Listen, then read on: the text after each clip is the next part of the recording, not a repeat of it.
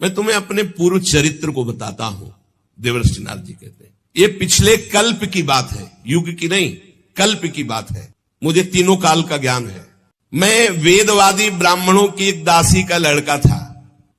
ये पहले बहुत सुंदर गंधर्व थे, उपबर्हण, जो देवर्षि नारद जी अपनी कथा सुना रहे कि मैं पूर्व जन्म में दासी पुत्र था, उसके पहले उपबर्हण नाम के गंधर्व थे और बहुत ही सुंदर थे। इनको इतना सब पसंद करते थे, चाहे कोई भी हो, कि इनका दर्शन करना, इनसे संभाषण करना। चित्ररथ गंधर्व ने 50 दिव्य सुंदर अपनी पुत्रियों को, उपबर्हण को ब्याहा था। बड़े ही सुंदर थे ये।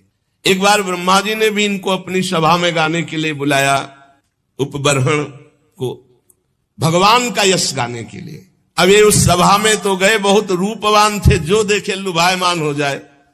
तो ये भगवान का यश न गा करके जो अप्सराएं और सब, तो रूप सौंदर्य सांसारिक गाने लगे। ब्रह्मा जी गए, सभा में बुलाए गए हो, हरि यश गान करने के लिए तुमने सांसारिक रूपों का गायन किया, इसलिए तुम दंड के अधिकारी हो, जाओ नीच योनि को प्राप्त हो। तुम्हें गर्व है अपने इस रूप का, जाओ तुम नीच योनि को प्राप्त हो। शाप सुनते तत्काल शरीर क्षीण हो गया, नष्ट हो गया। और ये कालांतर में द्रुमिल गोप की पत्नी कलावती के गर्भ से प्रकट हुए। किसी कारण से द्रुमिल गोप जब पधार गए तो कलावती इनको एक लेकर, साधु सेवी ब्राह्मण थे, उनके यहां दासी भाव से रहकर इनका पालन पोषण करने लगी। तो वही कह रहे हैं कि मैं पिछले कल्प के अपने पूर्व जीवन में वेदवादी ब्राह्मणों की एक दासी का लड़का था। वर्षा ऋतु में चातुर्मास जैसे चल रहा है तो महात्मा जन एक स्थान पर 4 महीने टिकते, प्रायः ऐसा था। पहले से वो स्थान देख लेते थे कि जहां 4 महीना भिक्षा मिलेगी, और वो 4 महीना वर्षा में एक जगह रहते थे। वो जब देव उत्तिष्ठिनी एकादशी आती है तब फिर सब चातुर्मास पूर्ण करके भ्रमण करते थे। तो ऐसा ही उन ब्राह्मण के यहां चातुर्मास करने बड़े महात्मा जन आए। तो उन ब्राह्मण ने मुझको, मेरी बाल्यावस्था थी, देवर्षि नारद जी कह रहे, उन संतों की सेवा में नियुक्त कर दिया। देखो, संत सभा में अपराध किया, ब्रह्मा जी की सभा संत ही सभा तो है, तो नीची गति को प्राप्त हुई। अब यहां संत सेवा तो सर्वोत्तम गति को प्राप्त होंगे। मुझे संत सेवा में नियुक्त कर दिया गया। ये बड़ा सौभाग्य होता है जब संत सेवा का अवसर मिले, उनके चरण धोने का, उनको परोस के पवाने का, उनकी जूठल पत्तल फेंकने का, उनकी पत्तल से जूठे किनका लेकर बड़ा निश्चय। जो भगवत प्रेमी महात्मा, ये संसारिक लोग उपहास करेंगे, मत सुनना, ये संसार के रजोगुणी लोग नहीं जानते हैं। बातुल भूत विवश मत वारे, ये ते नहीं बोले वचन विचारे, तिनकर कहा सुने नहीं काना। अहो भाग्य, संतों का चरणामृत मिले, संतों की जूठी पत्तल से एक एक कण उठा के पानी का, आप खुद अनुभव करके देख लेना कैसा हृदय होता, रोने का मन होगा प्रभु के लिए जब संतों की जूठन मिलेगी। यद्यपि मैं बालक था, पर मैं संतों के सामने बहुत सौम्य होकर रहता, चंचलता नहीं करता। बालक था इसलिए हमारी इंद्रिय विषय भोग संबंधी कोई चेष्टा ही नहीं थी, और खेल कूद में मेरी रति नहीं थी। तो संत मुझे बहुत पसंद करते, क्योंकि शांत भाव रहना, उनकी आज्ञा में रहना, उनकी सेवा में। तो सब संत हमें सेवा देते, ए पानी ले आओ, ए ऐसा। मेरा शील स्वभाव देखकर समदर्शी सब संतों ने हम पर बड़ी कृपा की। उच्छिष्टले पान अनुमोदितो द्विजयी, सकृष्म भुंजे तद पास्त किलविषा। देख लो, मुझे संतों की जूठी पत्तल फेंकना, उनके पात्र मार्जन करना और उसमें लगा हुआ जूठन निकाल के एकत्रित करके खाना, इससे क्या हुआ? भुंजे तद पास्त किलविषा, जितने पाप थे सब भस्म हो गए। ये बड़ी बात है।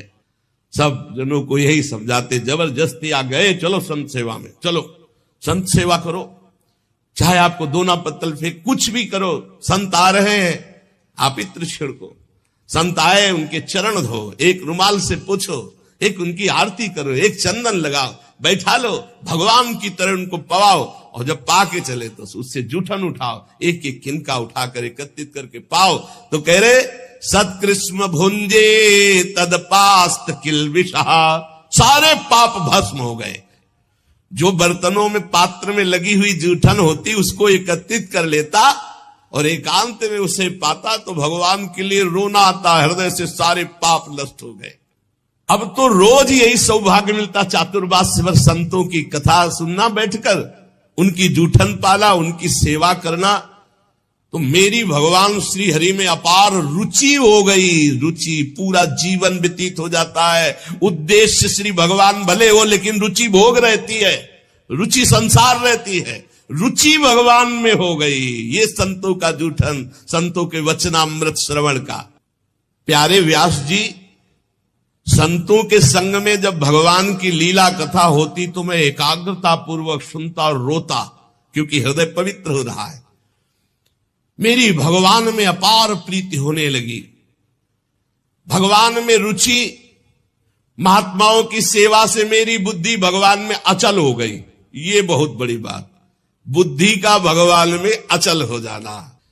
अब उस बुद्धि में शुद्ध ज्ञान जागृत हुआ। बालक ही है अभी, ये संपूर्ण संसार असत है, ये ब्रह्म स्वरूप में कल्पित है, ये सत्य नहीं है। मैं ऐसा देखने लगा, ये बहुत ऊंची स्थिति। इस प्रकार शरद और वर्षा, इन दो ऋतुओं में तीनों समय महात्माओं का चरण धोना, महात्माओं की जूठन पाना, महात्माओं के वस्त्र धोना, उनके पास बैठकर भगवान की चर्चा सुनना, मेरे चित्त से रजोगुण तमोगुण का पूरा नाश और विशुद्ध त्रिगुणातीत भक्ति का प्रादुर्भाव हो गया। तस्यैवं मेनुरक्तस्य प्रसितस्य हतैन सहा श्रद्धानस्य बालस्य दान्तस्यानुचरस्य च। मेरा संतों में बड़ा अनुराग हो गया, बड़ी प्रीति हो गई। मैं विनय पूर्वक संतों से यदि कुछ लेना है तो दैन्य, जैसे भगवान को दैन्य प्रिय से संतों से मैं विनय पूर्वक बर्ताव करता। संतजन मेरी श्रद्धा, मेरा संयम, मेरी विनम्रता, आज्ञाकारिता, ये देख करके बहुत प्रसन्न हुए। जब जाने का समय हुआ तो मैं सब संतों के चरणों में लौटकर रोया कि अब कैसे जीऊंगा। 4 महीने आपका सानिध्य, चरणामृत, वचनामृत, उच्छिष्टामृत। उनमें से जो एक महापुरुष थे वे एकांत ले गए और उन्होंने भगवान के गुरुहितम ज्ञान का हमें उपदेश किया, जिसका उपदेश आगे भगवान ने उद्धव जी को किया है एकादशी स्कंद में। भगवान श्री कृष्ण के माया के प्रभाव को मैं जान गया। अब तो कुछ अच्छा नहीं लगा, कैसे भगवान मिले, कैसे भगवान का दर्शन। सत्य संकल्प व्यास जी पुरुषोत्तम भगवान श्री कृष्ण के प्रति समस्त कर्मों को समर्पित कर देने से और निरंतर भगवान की स्मृति से तीनों तापों का नाश करने वाला शुद्ध ज्ञान प्रकट हो जाता है। वो मेरे हृदय में प्रकट हो गया। अब तो जन्म मृत्यु चक्र में डालने वाली माया का मेरे ऊपर कोई प्रभाव नहीं। बड़ी प्रसन्नता हृदय में, पराभक्ति का प्रादुर्भाव। अब प्रभु का नाम, गुण, स्मरण, बस यही चल पड़ा। प्रभु का नाम जप रहे, प्रभु की लीला गायन कर रहे, प्रभु का स्मरण कर रहे। कभी कभी एकांत में, हे प्रभु मैं आपको नमस्कार करता हूं, हे प्राणाधार आपका कैसे साक्षात्कार होगा, ऐसे प्रार्थना करता। अब मुझे संतों की कृपा से ब्रह्म ज्ञान और पराभक्ति भाव रूपा दोनों का परिचय प्राप्त हो गया था। व्यास जी ने कहा, नारद जी जब वो ज्ञानोपदेश देने वाले महात्मा जन चले गए तब फिर आपने क्या किया? उस समय आपकी अवस्था तो बहुत छोटी थी, फिर आपने अंतिम समय शरीर कैसे परित्याग किया? तो आप इस समय पूरी याद रखे हुए हैं। काल तो सब स्मृति का नाश कर देता है, आपको पूर्व कल्प की स्मृति कैसे? पीछे युग की नहीं, पूर्व कल्प की। देवर्षि नारद जी ने कहा, जब मुझे ज्ञान देने वाले महात्मागण चले गए तो मैं भगवान का नाम जब, भगवान का ध्यान, भगवान का स्मरण करते हुए, बहुत छोटी अवस्था थी, समय व्यतीत कर रहा था। मैं अपनी मां का इकलौता लड़का था, वो मुझे बहुत प्यार करती थी। ये मुझे पच नहीं रहा था, ये मुझे पच नहीं रहा था कि मां मुझे प्यार कर रही। मैं ही उसका सहारा था, इकलौता लड़का। मैंने भगवान से प्रार्थना की, प्रभु मां के इस पास से मुझे मुक्त करो। देखो, जननी जनक बंद सुत दारा, तन धन धाम सुहृद परिवारा, सबकी ममता ताग बटोरी, मम पद मनई बांध बर डोरी। मेरी योग क्षेम की चिंता मां बहुत करती, हर समय खाया कि नहीं खाया, ऐसा वैसा, और ये मुझे बहुत अखरता, क्योंकि मेरे ध्यान में विक्षेप पड़ता। कठपुतली जैसे नचाने वाले की इच्छा के अनुसार नाचती है। भगवान व्यासदेव जी से देवर्षि नारद जी कहते, संसार चक्र जिनसे चलता है वो ईश्वरों के ईश्वर भगवान श्री कृष्ण। मैंने भी सोचा भगवान का जब विधान कोई होगा तभी मुक्त हो पाऊंगा। अभी 5 वर्ष की अवस्था थी, मुझे देश काल का कुछ ज्ञान नहीं था। एक दिन मुझे सूचना मिली कि मेरी मां गौ दूहने के लिए घर से बाहर निकली थी, रास्ते में सर्प ने, काले सर्प ने डस लिया। अब सर्प का क्या दोष, पैर छू गया होगा, काल की प्रेरणा, उसने डस लिया। मां पधारी, मैंने सोचा महामंगल हो गया। ये लो, यह है भक्तों का हृदय। महामंगल में जोई जोई प्यारो करे सोई मोहि भावे। अब तो कोई रोक टोक नहीं ना, कोई प्यार कर। भक्तों को डर किससे लगता है जानते हो? नफरत करने वालों से नहीं, प्यार करने वालों से। जो भगवान के प्रेमी जन होते हैं वो अपमान तिरस्कार निंदा करने वालों से कभी डरते नहीं, लेकिन प्यार करने वाले से डरते हैं। श्रद्धावान जो हो, कहीं हमारी चित्त वृत्ति इधर न चली जाए। नारद जी ने कहा महामंगल, महामंगल बड़ा अनुग्रह है, और चल पड़े उत्तर दिशा की ओर। बस चलते ही गए, नगर गांव देश, खाने खेड़े नदी, इन सबको पार करते हुए आगे देखा बड़ा शीतल जल, जो जलाशय विशाल है, कमल खिले हुए हैं, पक्षी कुहुक रहे, भौरे मड़रा रहे।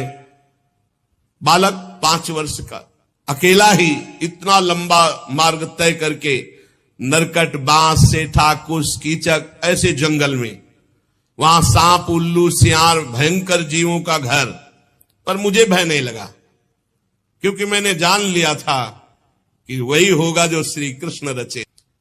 मुझे जोर से प्यास लगी थी, बालक था ही, इंद्रियां शिथिल हो गई थी, भूखा भी था। अब उस बढ़िया सरोवर में स्नान किया और जल पान किया, थकावट मिट गई। पास में देखा विशाल एक पीपल का वृक्ष था, वहीं जाकर आसन लगाया और बैठ गया। भयावह जंगल, पर जैसा संत महात्माओं ने मुझे बताया था भगवान का स्वरूप, वैसे ही मन ध्यान करने लगा।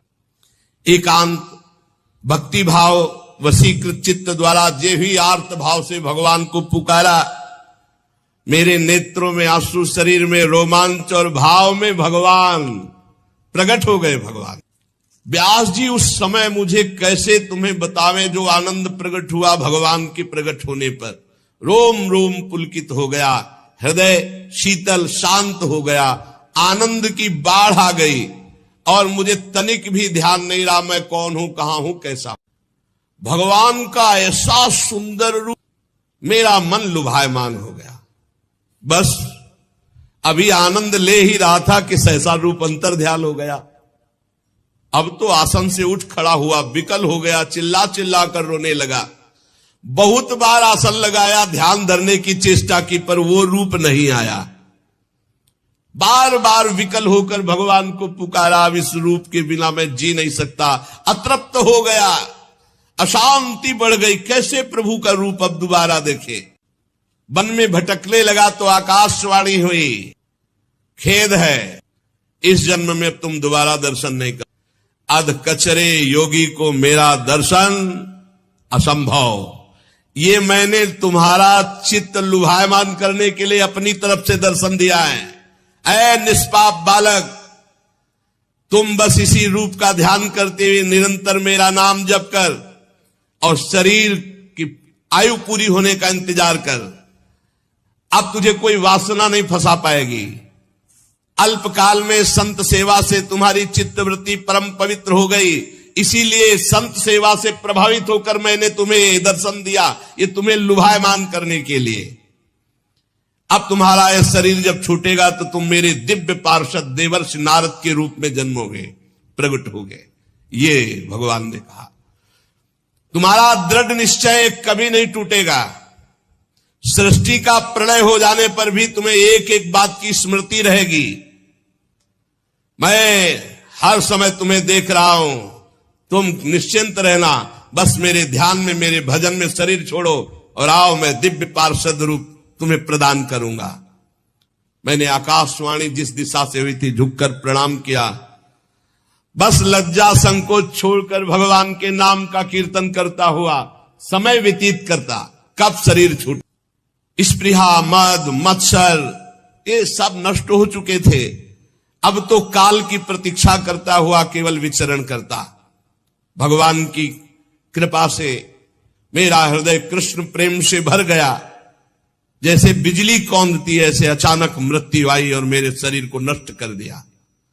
जे भी शरीर नष्ट हुआ तो सीधे भगवान के समीप गया और भगवान ने मुझे दिव्य चिदानंदमय देवर्षि नारद शरीर दिया। ये पांच भौतिक नहीं है, ये चिदानंद है। त्रिभुवन में कहीं भी वायु के समान देवर्षि नारद जी जाते और कभी मृत्यु नहीं हो। प्रारब्ध कर्म पांच भौतिक शरीर में होते हैं, चिदानंद में नहीं। सबको चिदानंद मिलता है जो भगवान के निजन होते हैं, जैसे दास्य, सख्य, वात्सल्य, गोपी, सहचरी, ये सब चिदानंद स्वरूप। जब भगवान नारायण कारणों प्रणयकालीन समुद्र के जल में शयन करते हैं, उस समय भगवान ब्रह्मा जी सारी सृष्टि को समेट के, जैसे दुकानदार अपनी पूरी दुकान को समेट के घर जाता है, ऐसे सब समेट के भगवान की श्वास के साथ उनके उदर में जाके पूरी सृष्टि लेके शयन करते। 1000 चतुर्युगी बीत जाने पर जब ब्रह्मा जी जगते तब सृष्टि करने के लिए तीनों लोकों के जीव सब बाहर आ जाते हैं। फिर दुकान फैला दी। ये ऐसे ही चल। मैं भगवान की कृपा से वैकुंठ से लेकर अनंत जितनी रचना है सब में बिना रोक टोक के विचरण करता हूं। मेरा कभी एक क्षण के लिए भी भगवान का भजन नहीं छूटता। और भगवान ने मुझे अपने कर कमल से स्वर ब्रह्म ये वीणा दी है, और इस वीणा में सारे गा मा पा ध नी, सा षडज, र ऋषभ, गा गांधार, मा मध्यम, पा पंचम, धा धैवत और ना निषाद, ये सातों स्वर, सातों राग, ये सब विराजमान है इस वीणा में। षडज, ऋषभ, गांधार, मध्यम, पंचम, धैवत, निषाद, सारे गा मा पा ध नी। ये विभूषित दिव्य वीणा है। इसमें मैं भगवान के नाम का और लीलाओं का गायन करता रहता हूं, और जब चाहता हूं उसी समय प्रभु प्रकट होकर मुझे दर्शन देते हैं। जब जब जहां पुकारा भगवान वही है। कैसा सौभाग्य, ये भजन का फल। तुरंत बुलाने पर तुरंत आकर भगवान हमें दर्शन देते हैं। देवर्षि नारद जी कह तुरंत आहूत यु में शीघ्रम दर्शनम याति चेतसी। हे कृष्ण, तो उसी समय जिस समय पुकारा तो कह रहे हैं आहूत यु में शीघ्रम दर्शनम याति चेतसी, उसी समय शीघ्रता पूर्वक भगवान आते हैं। जिन लोगों का चित्त निरंतर विषय भोगों की कामना से आतुर हो रहा है, उनके लिए बात समझना भी बड़ा कठिन होगा। लेकिन यदि वो भी नाम जप करने लगे, भगवान की लीलाओं का गायन करे, तो मेरा अपना अनुभव है कि इसी से उनको भगवत प्राप्ति हो जाएगी। ये काम और चोट, लोभ की, मोह की, क्रोध की ऐसी बार बार दे रहे हृदय में, भगवान के नाम जप से और लीला गायन से जैसी शांति मिलती है वैसी किसी और साधना से नहीं। बार बार इस बात को पकड़ लो। यम नियमादि योग मार्गों से वैसी शांति नहीं मिलती। व्यास जी, आप निष्पाप हैं। आपने मुझसे जो कुछ पूछा था वो अपने जन्म और साधन का रहस्य और आपकी आत्मतुष्टि का उपाय मैंने बतला दिया।